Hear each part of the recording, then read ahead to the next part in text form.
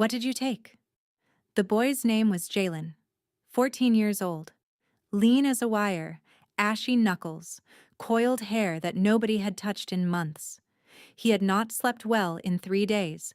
He spent most mornings near the back of the Avenue Market because the delivery trucks blocked the view of the security cameras. Sometimes vendors left bruised fruit by the bins. Sometimes they called the police. That afternoon the heat sat heavy on the street, thick and pressing. Jalen stood near the edge of the sidewalk, still, watching. Not causing trouble, never causing trouble, just studying the people moving past him, busy and purposeful, carrying lives he had never been close to. Farther down the avenue, a man was walking. Dominic Vale, tall, broad-shouldered, expensive shoes clicking against hot pavement, eyes on his phone, pace unhurried. He pushed a stroller with one hand. Inside it, a baby lay soft and small. Micah, 8 months old, pale and peaceful. The fingers curled like question marks against the blanket. Then the vehicle came through the crossing too fast. It caught Dominic at the hip.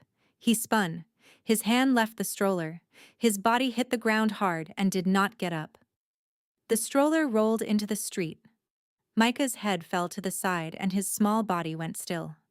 Every person on that block saw it. Nobody moved. Jalen moved. He crossed the street in seconds, lifted the baby from the stroller with both hands, checked the small face.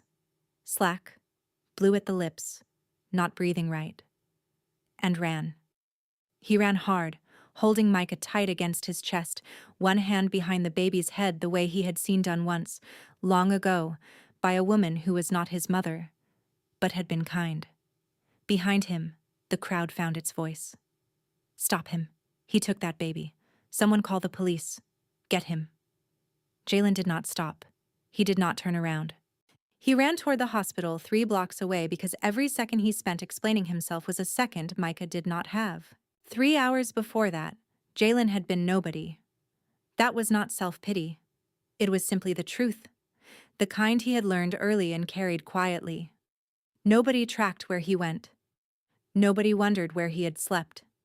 He moved through the city the way water moves around stones, finding the spaces between things, taking up only what was empty, leaving no mark. He was 14, though he could not have told you the exact date of his birthday. Somewhere in late spring, he thought. His mother had mentioned it once, briefly, the way she mentioned most things. Like it was already behind her. He did not think about her often anymore. Thinking about her cost something he could not afford. His build was lean, the kind that came not from sport, but from irregular meals. His coiled hair had grown out uneven because there was no reliable mirror and no one whose opinion counted. Above his right eyebrow, a small faint scar curved like a parenthesis, left by a chain-link fence he had fallen through at age 11, the night he stopped having an address. In the years since, he had learned that a boy who looks like him is never just a boy. He is a suspicion, a question already forming before he opens his mouth. So he had made himself into something the city could look past. Eyes low in the wrong spaces, steady in the right ones. Never ran unless he had to. Never raised his voice. And most days, it worked. He slept in 3 places, rotating by weather. A recessed doorway on Callum Street deep enough to block the wind. A covered walkway behind the Delmar parking structure, warmer but riskier. A narrow gap between storage units near the East Market, smelling of rust and old cardboard. He had stopped thinking of sleep as something that should happen somewhere good. Food he found, rather than bought. The East Market was best in the early morning, before the vendors arranged their displays. He never took from the front, never reached past someone. There was a system, quiet, invisible, and he had gotten very good at it. He watched people the way some kids watched screens. Which vendor left the back bins unlocked? Which cafe worker set the day-old pastries by the side door at 8:30? Which side of the avenue the police car turned down on Tuesday afternoons? Not because he was planning anything, but because knowing things was the only resource nobody could take from him. He was not angry. That surprised people, the few who ever got close enough to understand what his life looked like. They expected bitterness. They expected the hardness of someone the world had given up on. But Jalen was neither hard nor soft. He was careful. He was precise.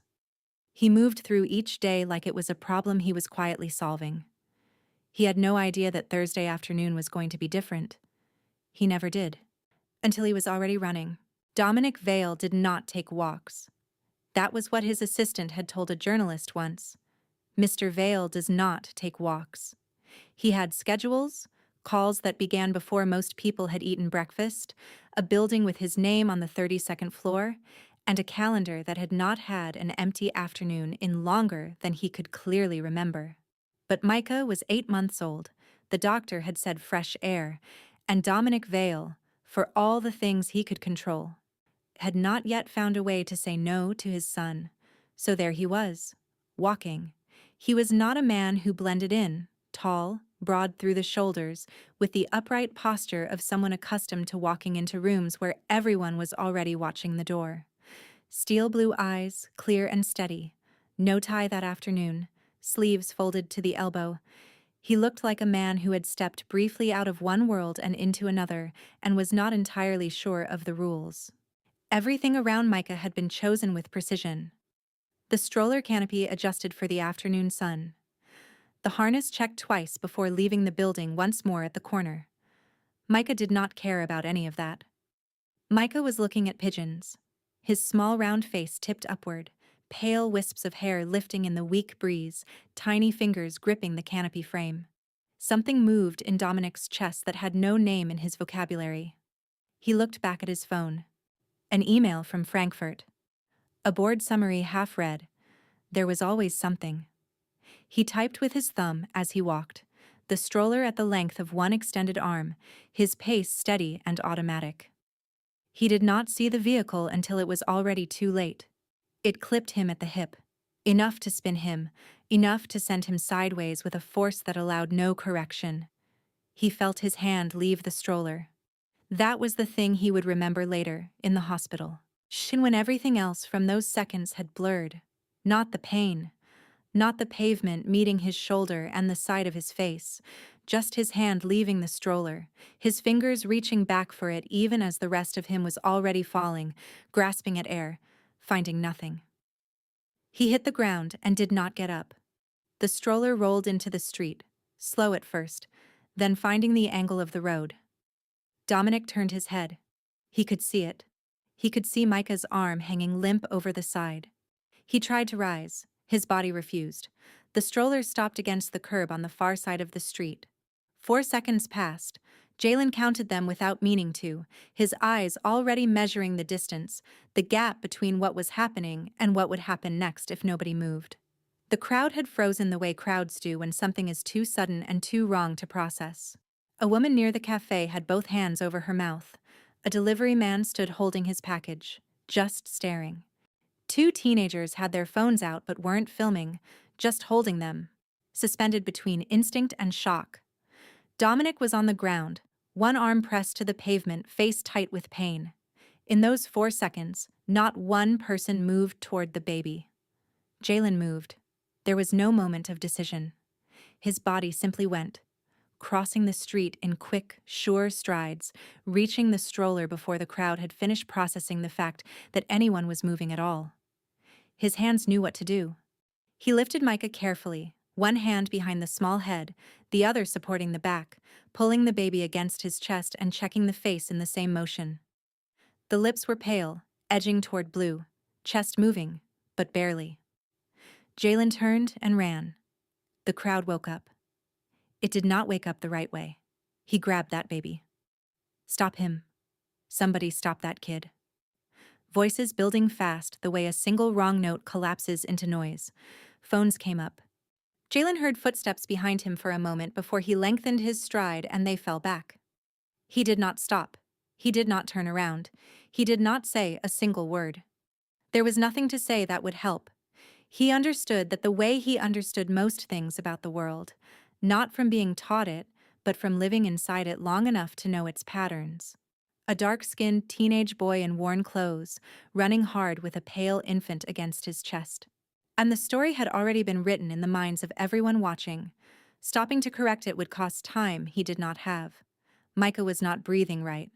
That was the only fact that mattered. The hospital entrance came into view. Glass doors, an ambulance angled near the bay.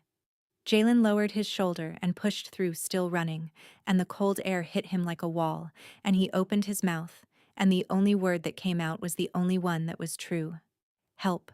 The emergency room was bright and purposeful, every sound attached to something that needed doing. Jalen crossed the threshold, still running, nearly lost his footing on the smooth floor, caught himself without loosening his grip. He did not stop to find the right person to shout at. He just shouted, "Help! Somebody help! The baby's not breathing right, please!" His voice cracked at the edges, like something held too tightly for too long. A nurse looked up. A man in scrubs turned. And then a third person stepped forward, and the room shifted the way rooms shift when the right person moves. Dr. Henrik Volkov was broad and solid, salt and pepper hair combed back, pale hazel eyes that did not widen at the sight of Jalen. They assessed, quickly, completely. Baby first, boy second. "How long?" he said. Not a question. A command shaped like one. "Maybe 4 minutes since the street." He went still before that. Volkov took Micah from Jalen's arms with the smooth certainty of someone who had done this 10,000 times. The room accelerated around him. A gurney, gloved hands, a second doctor appearing from the corridor. Volkov's voice moving through the noise in short, clear instructions. Micah disappeared behind a set of swinging doors. Jalen stood in the middle of the floor, arms still slightly raised from the shape of holding something no longer there. His chest heaved. His knuckles were pale. The room was looking at him. 2 security guards reached him before any nurse did. They steered him to the wall near the reception desk. Not grabbing, but positioning, the way people do when they want to make clear that leaving is not an option. "We need you to stay here." Jalen stayed. The questions came immediately. One guard, then a nurse administrator, then a man in a white shirt who was not a doctor. "Where did you get the baby? What were you doing on that street?" A voice. He explained the stroller rolling voice. He explained the stroller rolling. The man on the ground. The crowd standing motionless. His decision to run. He said it once, then again, then a third time when the man in the white shirt arrived and they started from the beginning. Nobody wrote anything down. He noticed. He filed it away without reacting. They were listening the way people listen when they have already decided the story and are only waiting to find the part that confirms it. Outside the glass entrance, people had stopped on the pavement, some looking at their phones, some looking at the hospital doors, all of them looking at him. They put him in a side room with a plastic chair and a window overlooking a parking structure. It was not a room meant for waiting. It was a room meant for containing. Small, bare, a water dispenser in the corner that hummed without stopping. A narrow vertical window in the door. Every few minutes someone passed in the corridor and glanced through it without slowing. He pulled his knees to his chest and waited. He was good at waiting. How to go still inside himself. How to let time pass without fighting it. Outside, voices moved back and forth in the corridor. None directed at him. He knew how this moved. Someone had footage. Footage moved faster than facts, faster than a 14-year-old with no phone and no adult, and no way to put his version of events in front of people forming opinions about him in real time. He was right. On the avenue, 3 phones had captured him running. The clearest, shot from the cafe entrance by a woman who had been filming her coffee order seconds before, showed 45 seconds of a lean, dark-skinned teenage boy sprinting down the street with a pale infant against his chest. It did not show the stroller rolling. It did not show Dominic on the ground. It did not show the 4 seconds of a crowd standing completely still while a baby lay in the street. It showed only Jalen running hard, not stopping when people shouted. That video had been shared 1,100 times before the ambulance reached Dominic Vale. Street kid, stolen baby, caught on camera. The words attached themselves to Jalen's image and traveled with it. By the time 2 officers walked through the hospital's main entrance, the story had already hardened into something that felt, to the people sharing it, like fact. The officers asked the same questions. He answered them again. One typed into a device, which was something. Though Jalen noticed the typing stopped whenever his answers complicated the simple version of events. Then they left. The door closed. The hum of the dispenser continued. He rested his chin on his knees and looked at the window. A pigeon sat on a concrete ledge outside and did not move. He had been in rooms like this before. Not this exact room, but the shape of it. Small, separated. A decision being made somewhere nearby with his name attached and his voice absent. At 11, the night everything changed. At 12, a different building, same plastic chairs. At 13, briefly, before he learned that the fastest way out was to say as little as possible and wait for the adults to lose interest. He was still waiting. The pigeon on the ledge shifted once, then went still. Jalen understood the feeling. The door opened at 4:30, and this time it was different. No uniform, no clipboard, no paper machinery. She was slight, with shoulder-length brown waves and hazel eyes that moved to Jalen's face and stayed. Not scanning, not building a case. Just looking, the way people look when they actually intend to see what is in front of them. She pulled the second chair from the wall, set it across from him, and sat down. My name is Nadia. I work with the hospital, not with the police. A pause to let that land. You've been in here a long time by yourself. Jalen said nothing. He had learned not to respond to openings until he understood where they were going. She did not fill the silence with more words. She sat with it, hands open in her lap, posture relaxed, as though she had nowhere else to be and no version of this conversation she was trying to steer toward. That was the thing that moved something in him, not what she said. And the fact that she could be quiet without it feeling like a trap. Can you tell me what happened? She asked. Not what you told the officers, just what you actually saw and did. It was a small difference in wording. It was not a small difference in meaning. Jalen uncurled slightly. Not all the way, but enough. He told her. Slowly at first, testing each sentence before committing to the next, watching for the moment listening became building a case. It did not come. She did not interrupt. Told her about the East Market that told her about the East Market that morning. His position on the avenue. The angle from which he saw the vehicle strike Dominic. The 4 seconds. He was certain it was 4, he had counted, in which the crowd stood completely still, lifting Micah, the color of the baby's lips. In the way he held the small head because he had learned once, long ago, that this was how you carried something fragile without breaking it further. When he finished, the room was quiet. Thank you, Nadia said. Simply.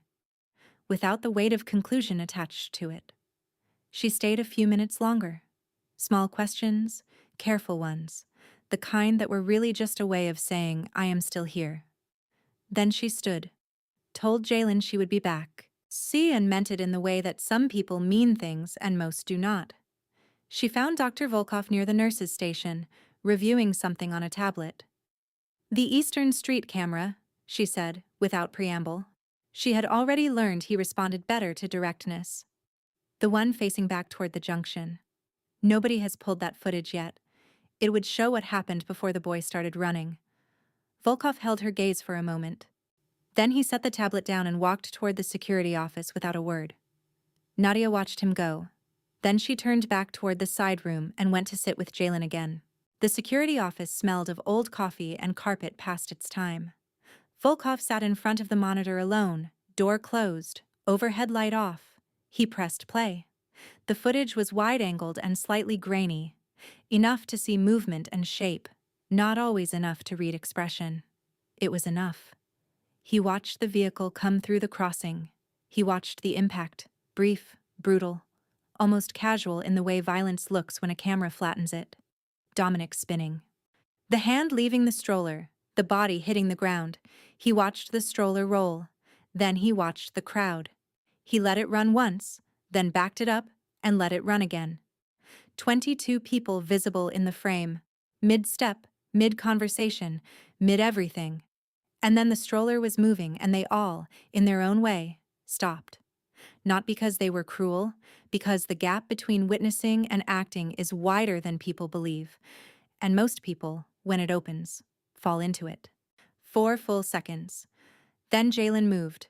Volkov leaned forward without noticing he had done it. The boy came from the left edge of the frame, lean, quick, no hesitation, no pause to calculate.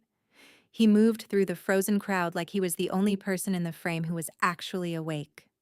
He reached the stroller, lifted the baby with both hands, head supported, and ran.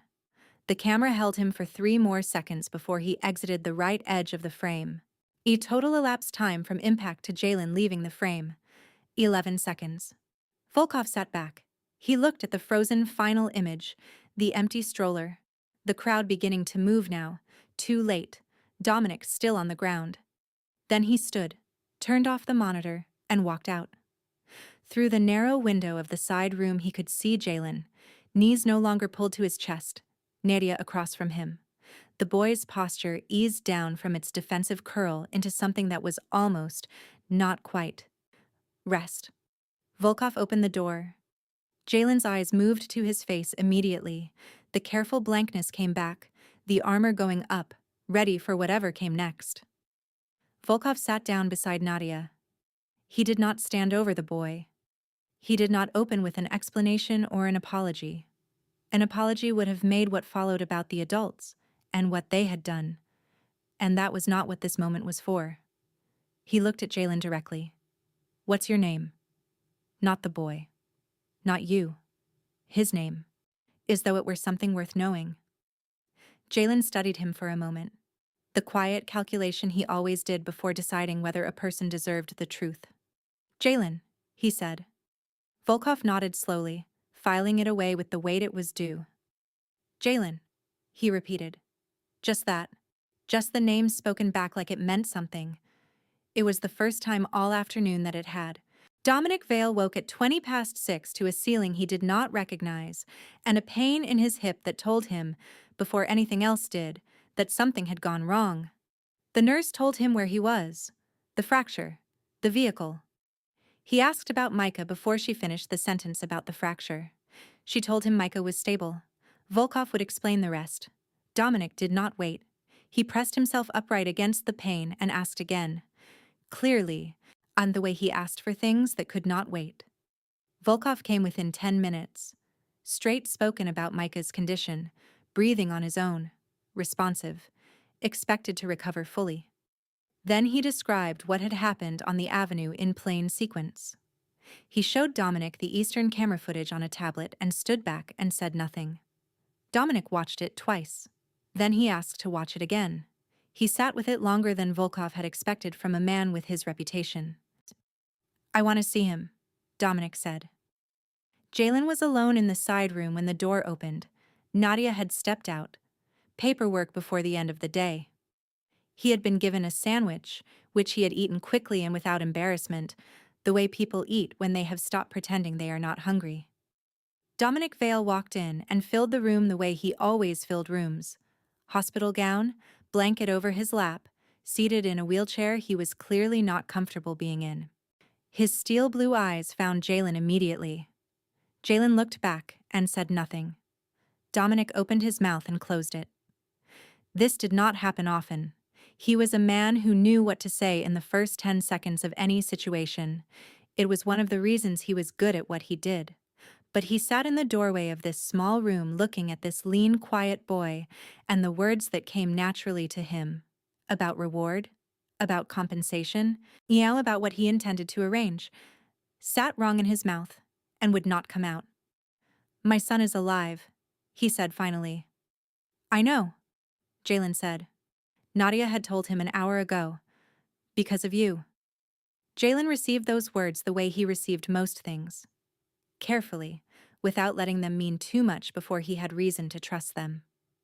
He did not look away. He did not lean toward the statement either. Dominic looked at his own hands, broad, veined, and a man used to controlling every room he entered. And something in his expression shifted. Not comfortably, but necessarily. "I can arrange," he started. "You don't have to arrange anything," Jalen said quietly. not rudely, just clearly. Dominic stopped. The silence between them held something real, something no transaction could have carried. Dominic looked at the worn collar of the boy's shirt, the ashy knuckles, the faint scar above the right brow. Wore back. What do you need? Not what do you back. What do you need? Not what do you want. Not what can I give you. What do you need? The difference was small in wording and enormous in everything else. Jalen looked at him. The question was too large, too unfamiliar. He had no ready shape to pour it into. He did not answer, but he did not drop his eyes either. He held Dominic's gaze in the quiet of that small room, and for the first time that day, he did not brace for what came next. The months that followed were not easy, and the story does not pretend they were. There was paperwork, hearings, adults in offices who spoke about Jalen in the third person while he sat in the same room, systems that moved slowly and without apology.